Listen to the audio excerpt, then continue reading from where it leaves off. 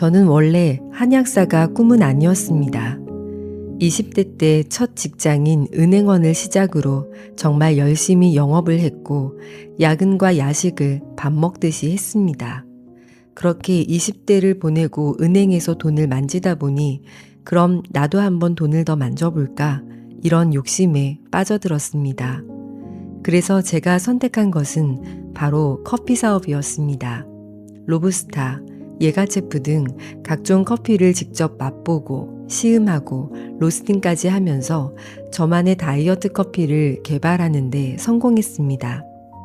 그렇게 승승장구하면서 커피 사업이 어느 정점에 이르던 순간 몸무게가 80kg이 넘어가면서 극심한 심장 통증을 느꼈습니다.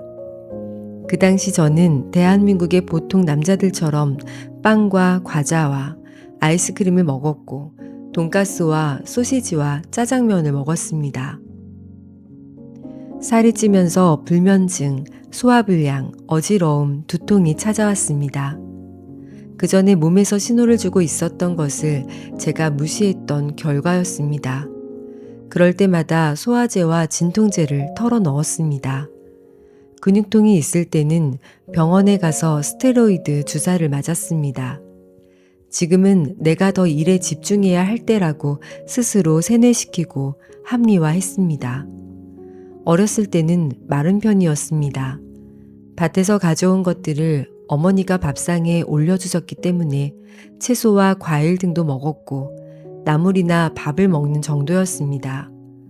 공장에서 만든 공장 음식을 밥상에 올려놓지 않는 현명하신 어머니 덕분에 건강에 문제가 없었습니다. 심장이 쥐어짜는 통증을 느끼고 병원을 찾아가자 의사는 심장혈관이 점점 막혀가는 관상동맥질환 초기 증세라고 했습니다. 관상동맥은 심장 근육에 혈액을 공급하는 혈관입니다. 심장으로 들어가는 혈관이 좁아져서 결국에 막히게 되는 것이 관상동맥 질환입니다. 일종의 동맥경화였습니다. 나중에 공부하면서 알게 된 것인데 이 심장병 중 30%가 증세도 없이 사망하는 돌연사라는 사실이었습니다. 그러니까 3명 중 1명은 자기가 무슨 병인 줄도 모르고 갑자기 사망한다는 말입니다. 골든타임 내에 응급실에 온다고 해도 10%는 무조건 사망입니다. 미국인 사망 원인 1위이고 한국인 사망 원인 2위가 무시무시한 심장병입니다. 저는 의사의 지시에 의해 혈관 조영술을 받게 되었습니다. 혈관 조영술이란 방사선을 이용해 혈관을 검사하는 방법입니다. 의사가 외부에서 지름 2mm 이하에 가는 나일론 재질의 카테터를 혈관으로 삽입한 후 조영제라는 약물을 주사해 얻어지는 영상을 통해 혈관에 막힌 정도를 관찰하는 검사입니다. 고통이 끔찍해서 다시는 받고 싶지 않은 검사였습니다. 그 이후 병원에서 처방해주는 약을 먹었으나 먹을수록 부작용이 너무 심해서 고통스러웠습니다. 이렇게는 안 되겠다는 생각에 결국 늦은 나이에 약대에 들어갔습니다. 그때서야 스타틴 계열의 콜레스테롤 약 때문에 섬유 근육통을 비롯한 각종 부작용으로 고생했다는 사실을 알게 되었습니다. 이처럼 스스로 겪어보고 나서야 절대 병원과 약물은 질병을 완치할 수 없다라는 사실을 깨닫게 되었습니다. 그 길로 모든 사업을 접고 고향으로 내려가 요양을 하면서 본격적으로 건강 공부에 몰두하게 되었습니다. 저는 도대체 왜 인간은 뚱뚱해지고 질병에 걸리는 것일까에 의문을 가졌습니다.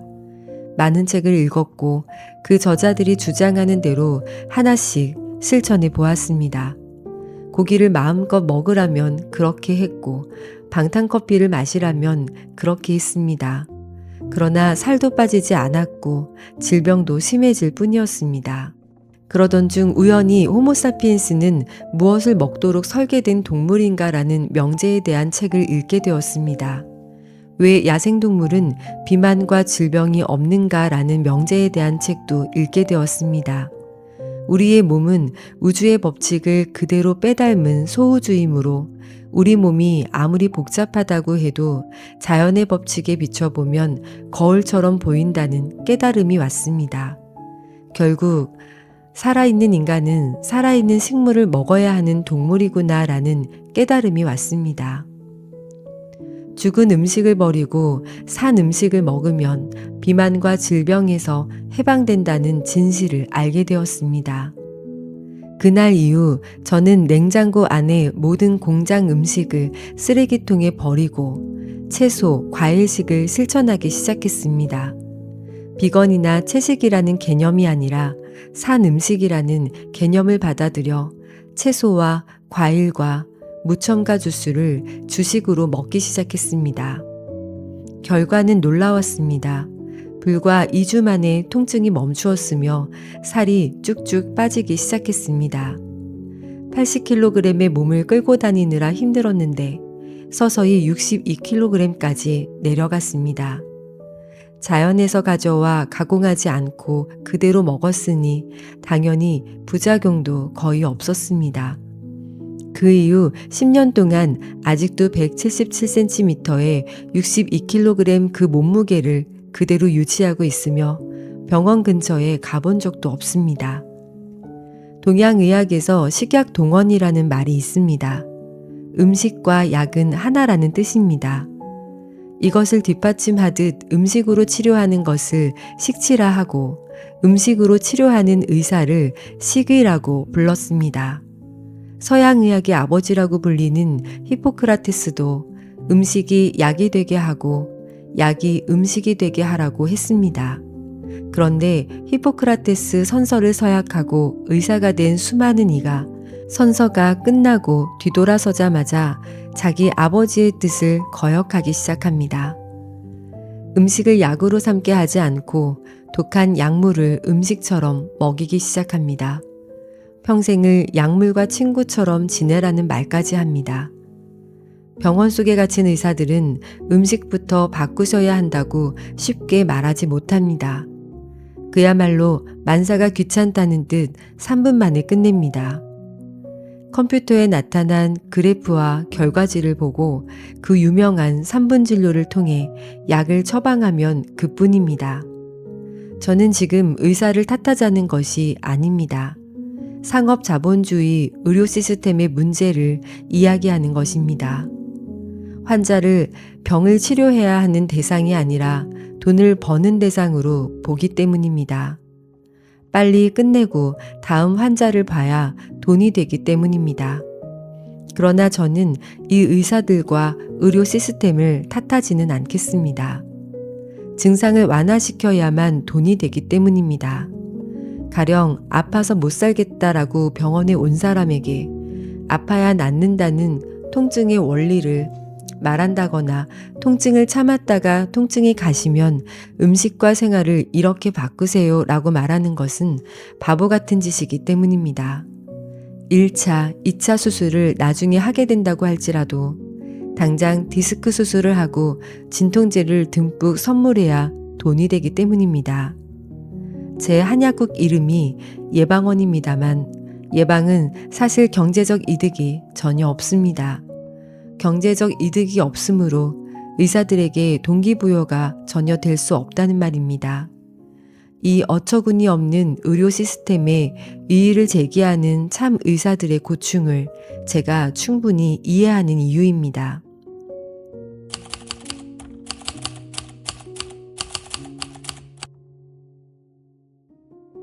누군가 나타나서 히포크라테스 아버지의 뜻대로 음식으로 치료할라 치면 각종 공격이 쏟아집니다. 특히 채소와 과일은 그 공격의 주요 대상이 됩니다. 신장투석 환자의 경우 칼륨 수치가 높으니 채소는 먹지 말라고 합니다. 당뇨 환자의 경우 과일을 먹으면 당 수치가 올라서 안 된다라고 합니다. 사과 반쪽, 배 1개 이상은 먹으면 안 된다라는 기상천외하고 비과학적인 가이드라인을 제시하기도 합니다. 유튜브에서는 하얀 가운을 입은 전문가들이 사용하지도 않는 청진기를 어깨에 걸치고 나와서 과일과 채소는 섞어 먹지 말라는 말까지 합니다. 심지어 사과와 고구마와 바나나는 공복에 먹으면 안 된다고까지 말합니다. 대학에서 영양학을 거의 배운 적이 없는 의사의 훈계에 몇 푼의 교통비를 받고 방송국 의자에 걸터 앉은 아주머니들은 아하 그렇구나 하며 영혼 없는 나무 인형처럼 일제히 고개를 끄덕입니다. 세계 유수의 어떠한 암 센터에서도 암 환자들에게 채소와 과일을 먹지 말라는 얘기는 하지 않습니다. 미국 최고의 병원으로 7년 연속 선정된 메이오 클리닉에서는 메이오 클리닉 다이어트로 명명하여 채소와 과일 이외의 간식은 일체 섭취하지 말라는 지령까지 내립니다. 텍사스 대학교의 MD 앤더슨 암센터나 존스 홉킨스 의대나 메모리얼 슬론 캐터링 암센터와 같은 세계적인 암센터들은 모두 채소와 과일을 기본으로 암 환자들에게 처방합니다. 열을 가하면 효소, 즉 생명이 죽기 때문인데요. 효소, 즉 생명이 살아있는 음식은 지구상에 채소와 과일밖에 없기 때문입니다. 채소와 과일은 식후에 먹는 디저트가 아니라 몸의 내부를 청소하는 청소 음식이라는 인식의 전환이 필요합니다. 디저트로 먹으면 죽은 음식 뒤에 청소 음식이 들어가서 몸 안에서 발효와 부패가 일어납니다. 과일은 아무 죄도 없이 식품회사와 제약회사들에 의해 기소되고 구속되고 징역형을 살게 되었습니다. 저는 과일과 채소는 무죄일 뿐만 아니라 비만과 질병으로부터 인간을 구원하기 위해 장렬히 전사한 독립투사라고 검찰청과 법원 앞에서 시위하고 있을 뿐입니다. 과일나무는 자기의 열매인 과일을 호모사피엔스를 포함한 영장류들이 잘 먹도록 최대한 배려합니다. 바로 번식 때문입니다. 동물들의 배설을 통해 자기의 자식들인 씨앗을 멀리 번식하기 위해서입니다. 그러려면 동물들에게 이득이 있게 해야 합니다. 동물들이 열매를 먹은 후 힘이 나고 생명력을 얻게 해야 한다는 말입니다. 번식의 매개체인 동물들에게 해로운 것을 주면 동물들이 다시는 과일을 먹지 않게 됩니다. 과일나무의 번식도 실패한다는 말입니다. 과일나무는 꽃을 피워 벌들을 통해 수정하게 하고 그 꽃에서 열매를 맺습니다. 나뭇잎 대부분은 녹색을 띠고 있습니다. 익지 않은 풋과일들도 대부분 녹색입니다. 동물에게 아직은 때가 아니니 먹지 못하게 열매의 색을 나뭇잎과 비슷하게 위장하는 것입니다. 익지 않은 풋과일들은 색도 녹색일 뿐만 아니라 떫어서 먹을 수도 없습니다. 그러나 때가 되면 과일은 노란색, 빨간색 등등 현란한 색으로 동물을 유혹합니다. 자신을 먹고 자손을 널리 퍼뜨려 달라는 신호입니다. 이처럼 자연은 조화롭고 신비합니다. 현 인류를 호모사피엔스라고 부르는데요. 생각하는 자라는 뜻입니다. 유전자가 99.6% 동일한 침팬지가 과일과 여린 나뭇잎만 먹고 사는 것처럼 인류학자들은 우리가 700만 년 동안 채소와 과일을 주식으로 먹으며 진화한 것으로 보고 있습니다. 우리 현생 인류는 야생 소의 목을 낚아채는 날카로운 발톱이 존재하지 않습니다. 또한 우리 현생 인류는 사슴의 살점을 찢을 수 있는 강하고 뾰족한 치아도 존재하지 않습니다. 하지만 우리 현생 인류는 과일을 따고 채소를 뽑을 수 있는 부드러운 손목을 가지고 있습니다. 과일과 채소를 씹은 다음 목으로 넘기는 저작 운동을 할 수 있게 구강 구조가 발달되어 있습니다. 우리 호모사피엔스가 주식으로 했던 채소, 과일식의 균형은 1만 년 전 농업혁명을 통해서 무너지기 시작했습니다. 불을 사용하면서 집단이 모이고 부족이 형성되고 경작을 하고 가축을 기르면서 우리 인류는 각종 질환에 시달리게 됩니다. 물을 기르러 간다든지 음식을 찾기 위해서 하루 수십 킬로미터를 이동했던 몸의 활동량이 현저히 줄어들었습니다. 야생의 식물을 다양하게 먹어왔던 인간이 밀과 쌀이라는 국한된 음식을 먹으면서 각종 비타민과 유기 미네랄 등의 영양소를 멀리하게 되었습니다. 밀과 쌀을 통곡물 형태 그대로 먹지 않고 각종 요리를 위해 분쇄하고 분말을 만들고 핵에 망측한 첨가물을 넣으면서 문제가 시작되었습니다. 우리 호모사피엔스가 육식동물이 아니라는 증거는 하늘의 별처럼 무수히 많습니다. 다음은 세계적인 인류학자이자 총균세의 저자인 제리드 다이아몬드가 그의 또 다른 명저 제3의 침팬지에서 갈파한 내용입니다. 초기의 호모사피엔스의 것보다 훨씬 성능 좋은 무기를 가지고 있는 현대의 수렵, 채집인에 대한 연구에서도 한 가족에게 필요한 열량의 대부분은 여성이 채집해오는 식물이 차지하는 것을 알 수 있다. 남성이 가지고 오는 것은 토끼 같은 작은 동물뿐 모닥불 옆에 앉아서 떠들 만한 영웅담은 못 된다. 이따금 남성이 큰 동물을 잡아 단백질을 공급하는 커다란 역할을 완수하기도 한다. 그러나 그것은 식량이 될 만한 식물이 거의 없고 대형 동물 사냥이 주요 식량 공급원이 되는 북극 지방에 국한된 것이다. 그리고 인류가 북극에서 거주하기 시작한 것도 과거 수천 년이 지나지 않는다. 오랜 역사 속에서의 인간은 위대한 수렵인이 아니라 식물이나 소형 동물을 얻기 위해 석기를 사용하는 약삭빠른 침팬지였던 것이다.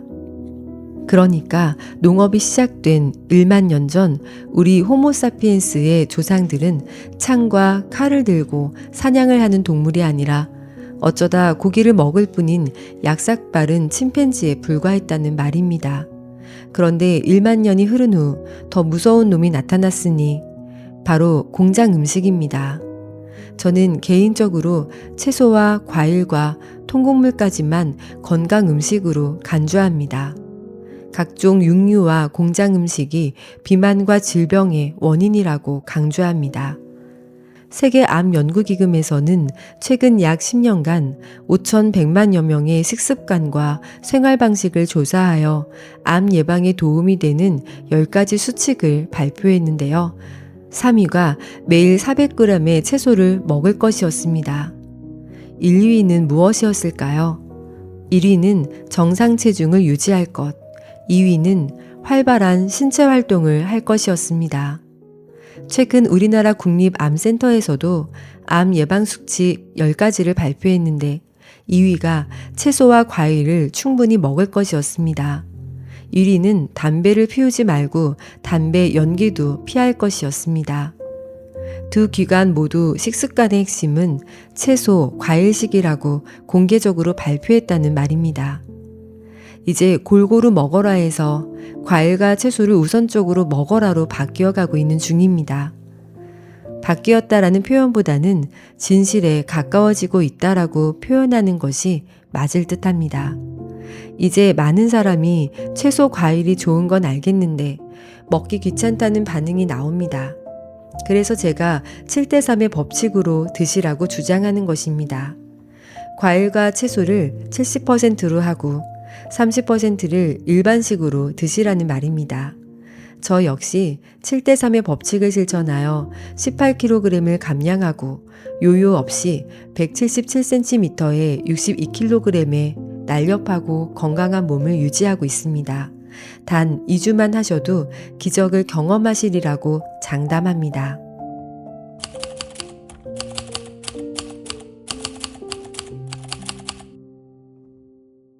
저는 한약국을 운영 중인 한약사입니다. 전국의 대학병원과 한방병원 등을 전전하시다가 안 되셔서 저한테 오시는 분들이 종종 있습니다. 즉, 만성질환을 앓고 계시는 분들입니다. 저는 한약을 전문으로 하는 한약사이기 때문에 어떠한 검사나 진단이나 의료상의 처방을 해드릴 수는 없습니다.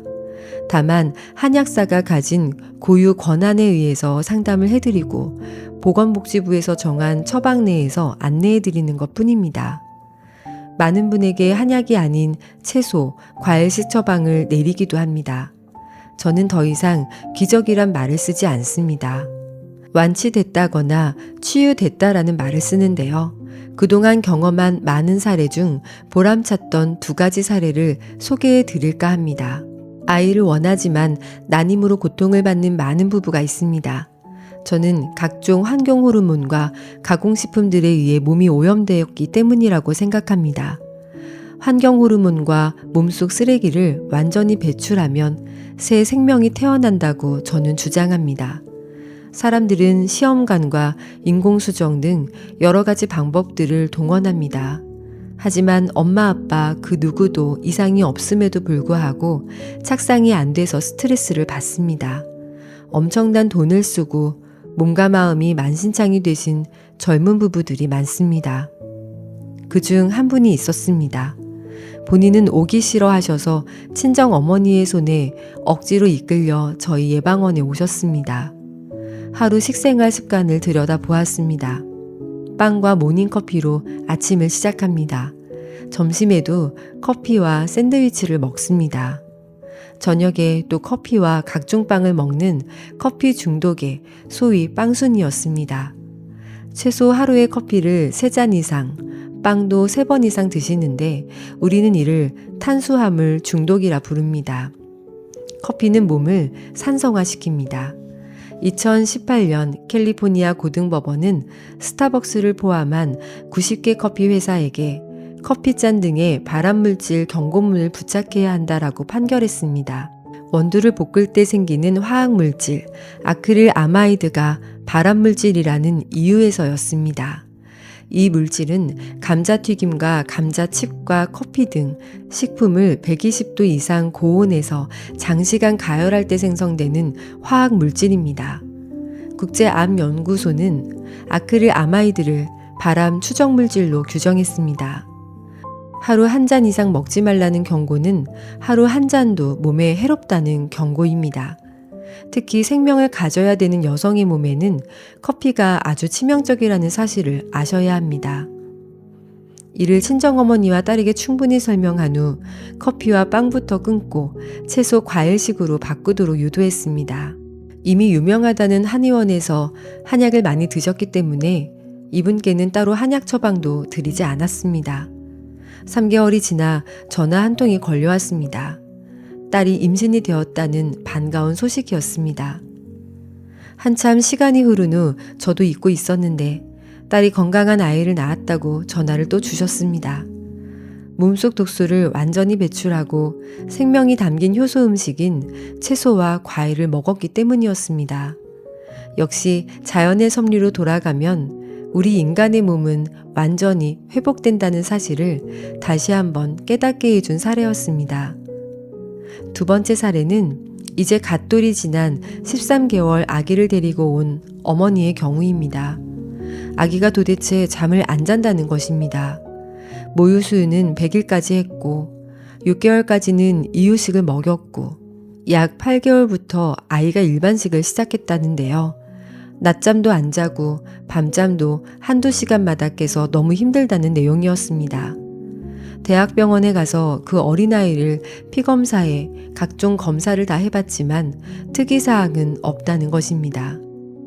마그네슘 부족이 원인일 수 있다는 말도 하고 수면 부족이니 멜라토닌 호르몬제를 투여해야 하는데 아이가 아직 어려서 힘들겠다 등등의 말을 해서 답답한 마음으로 오셨다고 말씀하셨습니다. 앞서 말씀드린 것처럼 먹는 것이 문제였습니다. 30대 초반이셨던 어머니는 아이에게 가공식품을 똑같이 먹이셨습니다. 아이가 잘 먹으니 아이들 전용 음료라고 시중에 광고하는 음료를 먹이기 시작했고요. 아이가 울 때마다 사탕과 젤리를 입에 물려주셨다는 것입니다. 또한 프라이드 치킨을 줘봤더니 잘 먹어서 주기 시작했다는 것입니다. 저는 깜짝 놀랐습니다. 각종 화학 첨가제가 들어간 죽은 음식을 그 어린 영혼에게 먹였던 것입니다. 이번에도 한약 처방을 하지 않고 이유식으로 채소와 과일을 갈아서 먹게 하라고 처방했습니다. 사실 길게는 36개월까지 모유 수유를 해도 되는데 요즘은 초유 정도만 먹이고 분유와 우유를 먹이는 것이 현실입니다. 저는 모든 유제품도 다 끊으라고 했습니다. 소에 젖인 우유와 유제품은 생각하는 것처럼 완벽한 식품이 아니라는 설명도 곁들였습니다. 3개월쯤 지나자 연락이 왔습니다. 특별한 조치를 하지 않았는데도 낮잠을 2시간 정도 자고 밤에도 10시간 이상을 깨지 않고 잔다는 말씀이셨습니다. 아이 때문에 잠도 못 자고 힘들었던 어머니는 감옥에서 해방된 느낌이라고 즐거워하셨습니다. 아이가 매일 방실방실 웃으니 세상 사는 맛이 난다라고 말씀하셨습니다. 이처럼 우리 인간은 성장을 해야 하는 아이나 성장이 멈춘 어른이나 매일 내가 어떤 것을 먹느냐에 따라서 지금의 내 모습이 바뀐다는 사실을 알아야 합니다.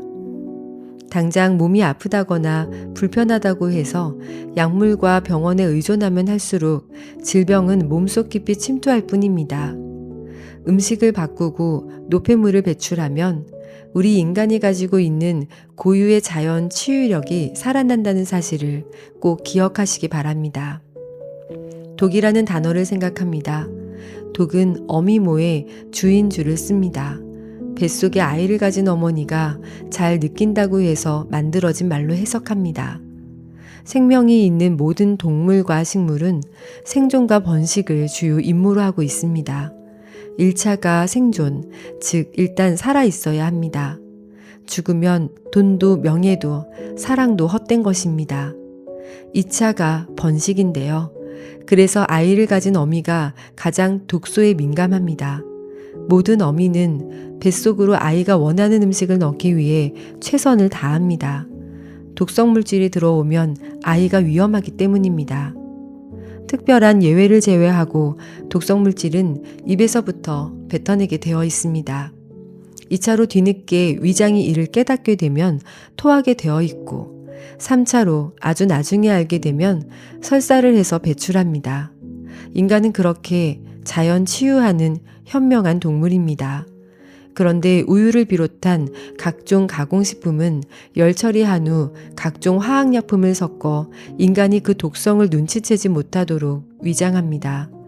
그 결과 산모의 경우 난임이 되고 유산이 되는 것입니다. 지금 내 생각은 내가 창조한 고유의 생각이 아니다라는 말이 있습니다. 내 생각은 매스컴과 상업 자본주의에 의해 강요된 생각일 뿐이다라는 말과 같습니다. 종교가 그렇고 사상이 그렇고 전통이 그렇습니다. 외부에 의해 강요된 생각을 모두 벗어버리고 초등학생과 같은 마음으로 이 책을 읽어주시길 부탁드립니다. 내부에서 생각이 바뀌지 않으면 똑같은 현상이 되풀이될 뿐입니다. 우리의 생각은 외부에 의해서 프로그래밍 되어 있습니다. 이 프로그래밍된 벽을 깨야 합니다. 그러나 알이 밖에서부터 깨지면 생명이 끝이 납니다. 알은 내부에서 깨져야만 생명이 시작됩니다. 위대한 것은 모두 내부에서 시작됩니다.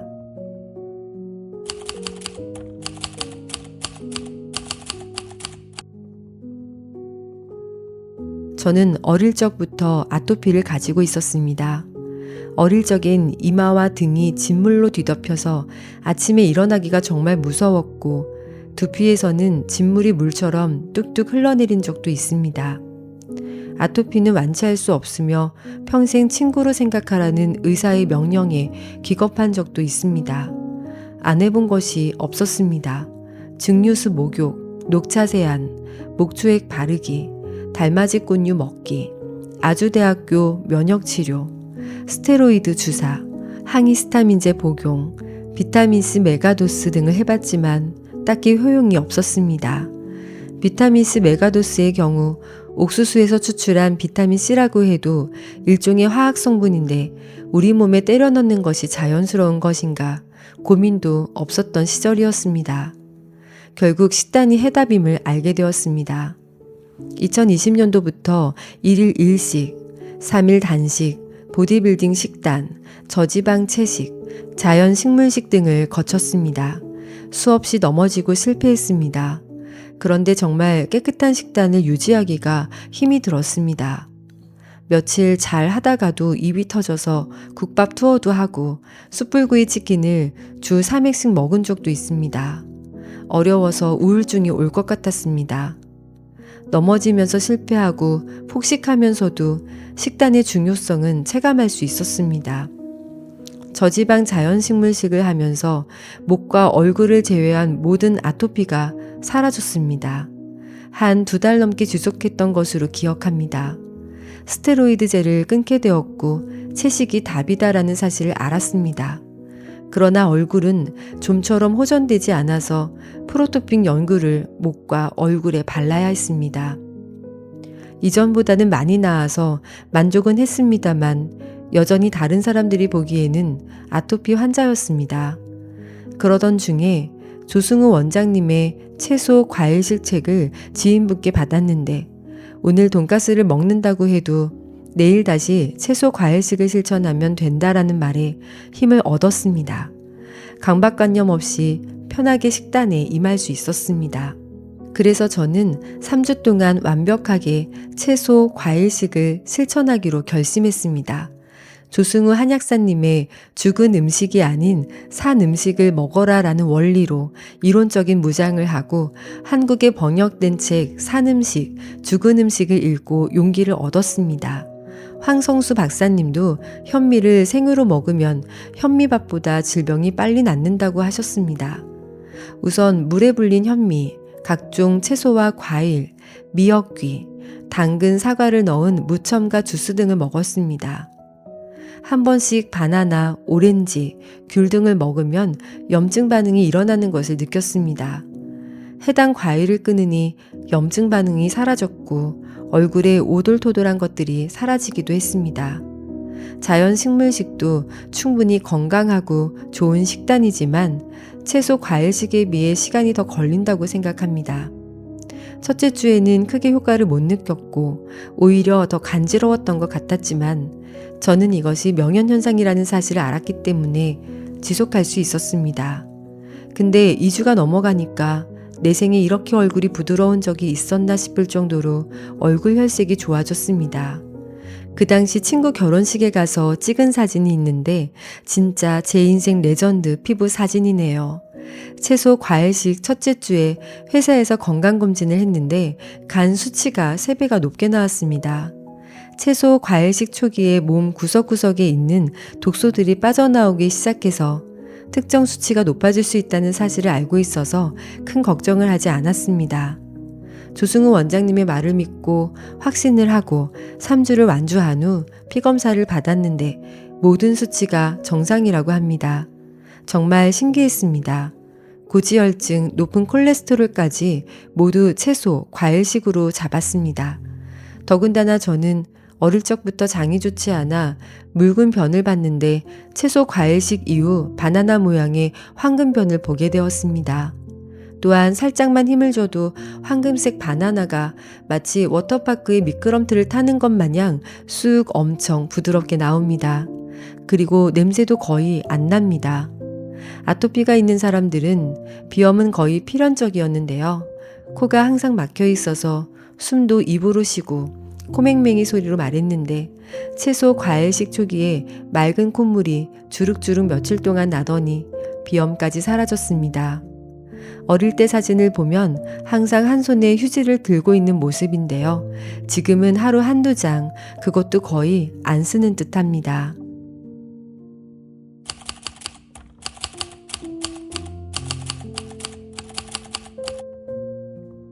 저는 지금 죽은 음식이 아닌 산 음식, 즉 채소와 과일만 부지런히 먹으면 몸속 쓰레기가 완전히 배출되어 살이 쭉쭉 빠지고 비만이 사라진다는 말을 하기 위해 이 책을 쓰고 있습니다.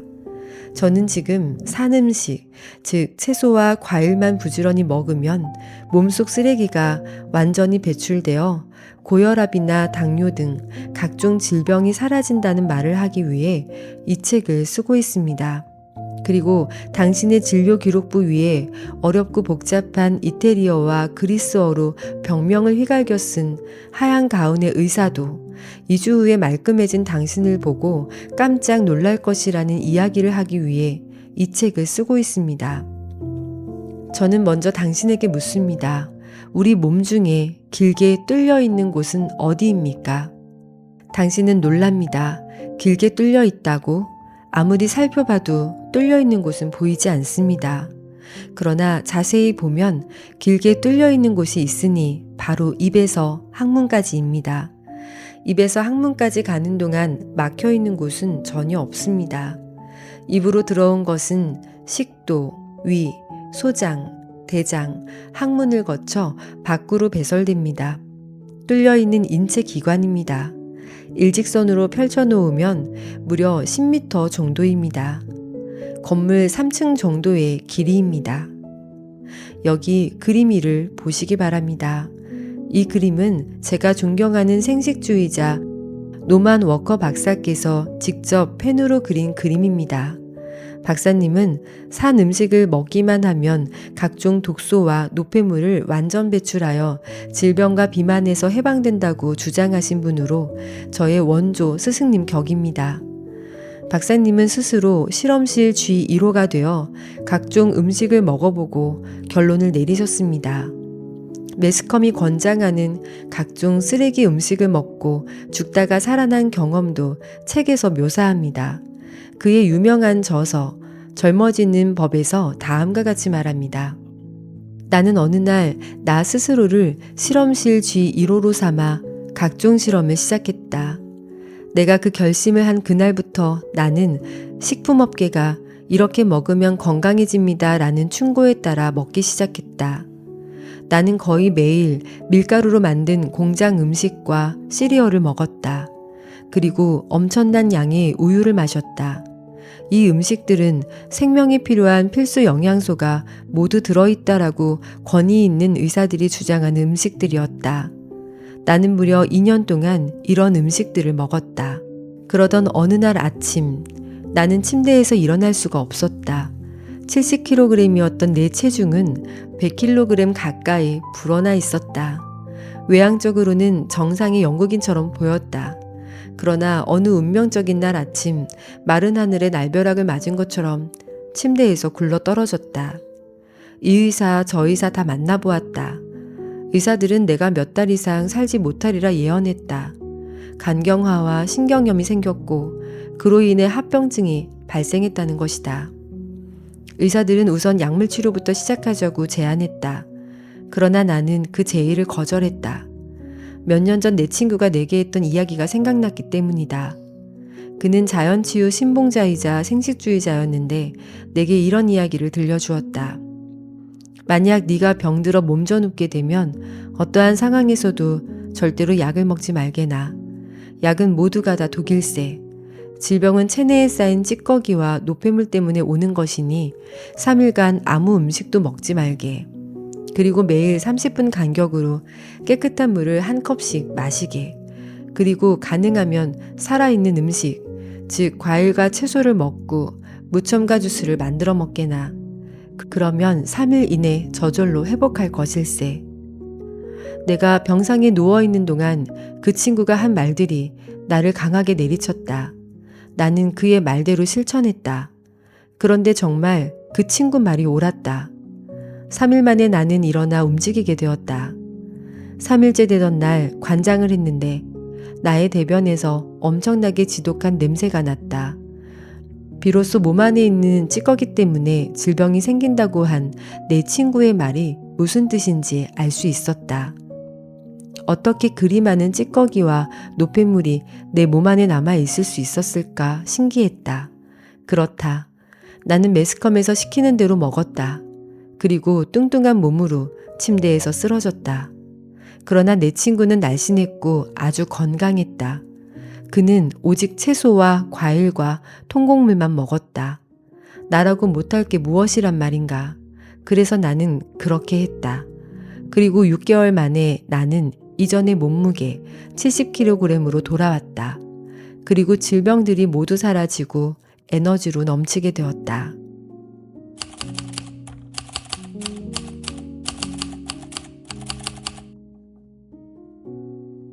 1875년에 태어나신 박사님은 1984년에 무려 109세로 사망하시기 전까지 산 음식이 날씬한 몸과 건강과 장수를 보장한다라는 본인의 이론을 몸소 증명하신 분으로 유명합니다. 비록 의사는 아니지만 어떤 의사들보다 인간의 몸에 해박하신 박사님은 의사들의 의사로 존경받고 계십니다. 특별히 채소 주스, 과일 주스, 채소즙, 야채즙을 매일 먹어야 한다고 주장하며 직접 착즙기와 믹서기를 발명하신 분이기도 합니다. 나는 나이를 먹지 않는다라며 일명 주스맨으로도 활동하셨습니다. 물론 여기서 말하는 주스란 과일을 직접 갈거나 즙을 낸 무첨가 주스를 말합니다. 그림 1에서 보는 것처럼 실제로 입에서 항문까지 우리 몸은 뚫려 있습니다. 다른 말로 하면 길고 긴 호스 모양으로 되어 있습니다. 이곳으로 매일 많은 양의 음료수와 음식물이 들어갑니다. 그리고 밖으로 빠져나갑니다. 생각해 보시기 바랍니다. 강물도 상류에서 하류로 흘러가면서 각종 쓰레기를 강 언덕에 쌓아놓는데 우리 몸이야 말해 뭐 하겠습니까? 강물이 나뭇잎이나 나뭇가지와 함께 흘러간다면 강물은 그 순수함을 천년만년 유지할 것입니다. 나뭇잎도 썩고 나뭇가지도 썩어서 자연으로 돌아가기 때문입니다. 그러나 각종 쓰레기와 함께 흐른다면 결과는 뻔합니다. 이 쓰레기들이 강둑을 막을 것이고 언덕에도 쌓이게 되어 강물의 흐름을 막게 됩니다. 종이는 자연 상태에서 완전히 분해되는데 10년이 걸립니다. 나무젓가락이나 가죽구두나 천은 20년에서 40년이 걸리고 일회용 기저귀나 금속캐는 100년, 스티로폼이나 플라스틱은 500년 이상 소요됩니다. 이 인공적인 폐기물들은 흐르는 강 곳곳을 막아 100년, 1000년 자연의 상처를 입히고 훼손할 뿐 아니라 강물의 흐름을 바꾸고 홍수가 나면 강물이 넘쳐 민가로 쏟아져 들어옵니다. 지금 당장 바닷가로 가보십시오. 남해안에는 일본에서 들어온 쓰레기가 넘쳐나고 서해안에는 중국에서 들어온 쓰레기가 넘쳐납니다. 당연히 한국의 쓰레기들은 일본과 중국의 해안가에 쌓여갑니다. 우리 몸도 이와 하나도 다르지 않습니다. 저는 지금 몸속으로 들어온 각종 독소와 몸속에서 생성된 각종 노폐물을 완전히 배출해야만 날씬하고 건강한 몸을 유지할 수 있다는 말을 하고 있습니다. 몸이 살아나려면 몸속으로 쓰레기가 들어오지 않으면 되고 들어온 쓰레기라 하더라도 매일매일 청소하는 시스템이 작동하면 됩니다. 강에 넘치는 쓰레기를 완전히 배출하면 강물이 아름답게 흐르고 몸의 쓰레기를 완전히 배출하면 비만과 질병이 사라진다고 주장하는 이유입니다.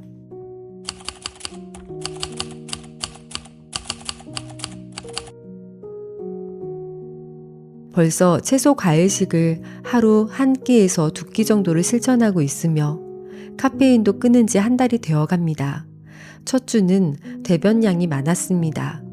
이것을 숙변이라 하는구나 라고 생각할 정도로 많은 양의 대변을 보았고 악취도 심했습니다. 2주차에는 재채기와 가래와 콧물이 잦았습니다. 저는 비염 환자인데 많이 좋아졌지만 5주차인 지금도 약간 남아 있습니다. 아침 공복에 사과와 당근을 믹서기로 갈아 마시다가 그냥 꼭꼭 씹어 먹었더니 적은 양으로도 조금 더 포만감이 들었습니다. 3주차에는 체중이 1kg 정도만 빠졌는데도 볼록한 아랫배가 눈에 띄게 잘록해져서 가족들도 알아차릴 정도가 되었습니다. 저녁에 딱딱한 당근이나 오이를 천천히 씹어 먹으니 금방 포만감이 차올라 과식을 안 하게 되었습니다. 3주차 주말에는 참았던 음식들을 먹었습니다. 초밥도 먹고 치킨도 먹었는데 무엇이 잘못되었는지 그날 저녁에 시작된 복통으로 모두 화장실에서 배출하고 잤습니다. 4주차가 시작되는 아침에는 조승우 원장님의 설명대로 내 몸에 해독할 시간을 주기 위해 낮 12시까지 공복 상태로 지내다가 점심을 먹었습니다.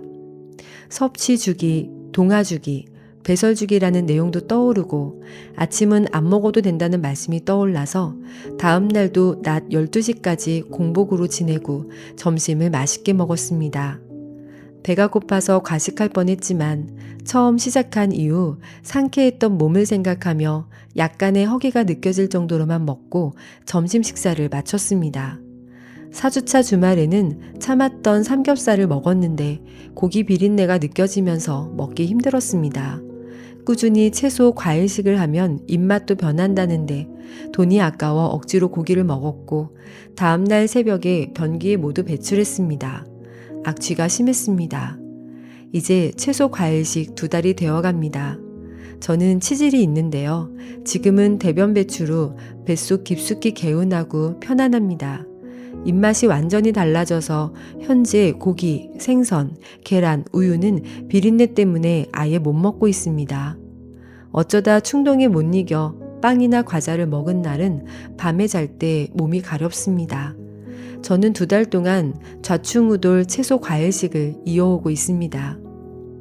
우선 눈에 띄게 뱃살이 줄어들었고 몸무게는 도합 6kg이 빠졌습니다.